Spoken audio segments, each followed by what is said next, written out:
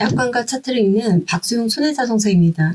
오늘은 제가 한 가입자분의 진단서를 가지고 나왔는데요. 이분의 진단서를 보면서 한번 말씀을 드려볼게요. 이제 이분의 진단서를 보시면 주상병에는 한국표준질병분류표가 C73 갑상선 암으로 되어 있고요. 부상병으로 보면 림프절 전이해가지고 한국표준질병분류표가 C77로 기재가 되어 있습니다. 환자분들은 이제 암이 전이됐으니까 당연히 큰 보상을 받을 거라고 생각하지만 보험사는 원발암이 갑상선 암이니까 수혜감으로만 나온다라고 하는데 왜 이런 일이 벌어지는지 혹시 놓치고 있는 보험금은 없는지 한번 살펴볼게요. 먼저 의학적으로 갑상선 암이 림프절 전이가 잘 되는 이유가 뭘까요? 이제 그건 약간 의학적인 해부학적 구조 때문에 그런데요. 갑상선 주변에는 미세한 림프관하고 림프절이 매우 촘촘하게 분포가 되어 있거든요. 그래서 갑상선에서 떨어져나온 암세포가 가장 먼저 만나는 길이 림프관이거든요. 그러다 보니까 갑상선 암이 림프절 전이가 많이 발생될 수밖에 없다고 합니다. 자, 그럼 보험금 지급에 있어서 왜 보험사가 갑상선 암을 수혜감으로만 지급하는 것일까요? 그리고 이게 모두 맞는 것일까요? 결론부터 말씀드리면 그거는 본인이 가입한 상품에 따라서 다를 수가 있다입니다. 왜 그러면요? 왜 우리 보험금 지급할 때 보면 보험 약관에 따라서 지급을 하잖아요. 그럼 보험 약관이 모든 사람한테 다 동일할까요? 그렇지 않잖아요. 가입한 연도마다 상품마다 다 다르게 약관이 되어 있잖아요. 그렇기 때문에 보험은 이러한 경우는 본인이 가입한 시점에 따라서 본인의 약관에 따라서 다를 수 있다고 합니다. 그럼 보험 약관에 어떤 문구 때문에 그럴까요? 자, 보험 약관 한번 살펴보시면요. 유의사항이라고 해가지고 한국표준질병사인 분류 지침에 해서 C77에서 C80, 2차성 및 성세분명 부위의 악성신생물의 경우 1차성 악성신생물이 확인되는 경우에는 원발 부위 기준으로 분류한다라고 하거든요. 이게 원발 부위 기준 조항이라는 거거든요. 그러니까 결론은 예를 들어서 이제 유방암 같은 경우도 전이가 많잖아요. 예를 들어서 유방암이 머리 뇌암으로 전이가 되면 이 뇌암이 아니고 유방암인 거거든요. 폐암도 그렇고요. 폐암도 전이가 굉장히 많은데 폐암 같은 경우도 폐가 전이가 됐어. 그러면 다른 부위에 전이가 됐더라도 그 부위의 암이 아니고 폐암이 원발암이라고 합니다. 그래서 원발암 기준으로 보험금을 준다는 게 원발암 기준 조항이라는 거거든요. 이것 때문에 사실은 지금까지 많은 소송과 여러 가지 하급심 판례들이 굉장히 많았었는데요.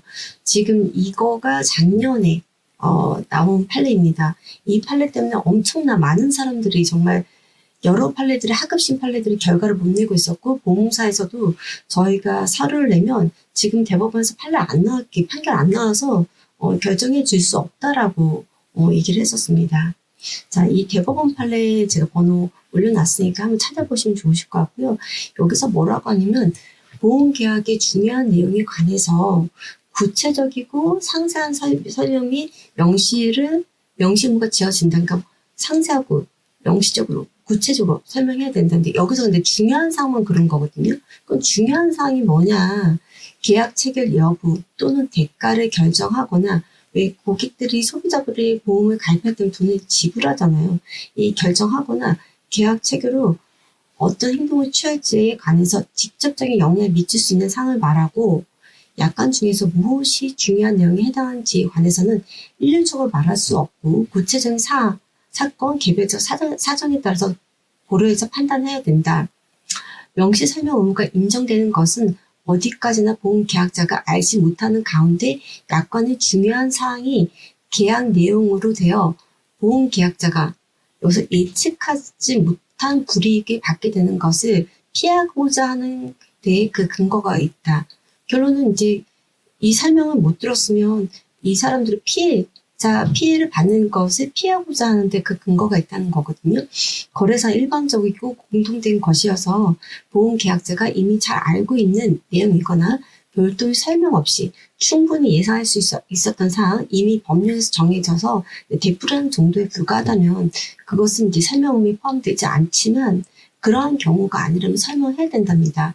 그래서 이와 같이 보험자에게 명시 설명 의무가 면제되는 경우가 아니라면 보험자는 이러한 보험 약관의 명시 설명 의무를 위반하여 계약 체결을 한 때에는 그 약관의 내용을 보험 계약의 내용으로 주장할 수 없다라고 합니다. 그래서 결론은 이게 중요한 사항이 어디까지냐, 이게 그 원발한 기준 조항이 설명해야 될 중요한 사항이 아니냐를 갖고 굉장한 많은 다툼이 있었습니다. 그래서 이제 작년에 이 판결이 났는데요. 자, 이 판결문에 보시면, 왜 일반암이 아닌 소외감인 경우는 보통 일반암 보험금이 20% 정도이거든요. 약 20% 수준의 보험금을 지급하는 내용을 갑상선암 등의 제외 조항을 별도로 두는 한편, 그 결과 림프절 등의 부위에 암이 발견되어 분류코드 C77-C80의 진단이 내려진 경우에도 원발 부위가 갑상선이 이차암으로 확인되면 암보험에서 제외되고 소외감만 주는데 그치지 않습니까? 그래서 그 부분을 얘기한 거고, 보험 사고를 할 것인지 관해서는 실질적으로 보험금 지급 의무 종부, 보장 범위 또는 보험금 지급액과 직결되는 보험 계약의 핵심적 사항이 해당된다고 볼 수 있다. 결국 이 사건 약관 조항은 이 사건 보험 계약을 체결 여부나 그 대가를 결정하는 데 직접적 영향을 미칠 수 있는 사항이므로 이 사건 보험 계약을 중요한 내용으로 보아야 한다.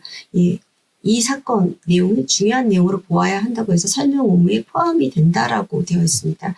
그렇기 때문에 보험사가 이것을 설명하지 않았다라고 하면 그 약관의 내용을 주장할 수 없다라고 법원도 판단한 건데요. 보험 약관은 항상 신의성실 원칙에 따라서 이 약관은 해석을 해야 되는 거거든요.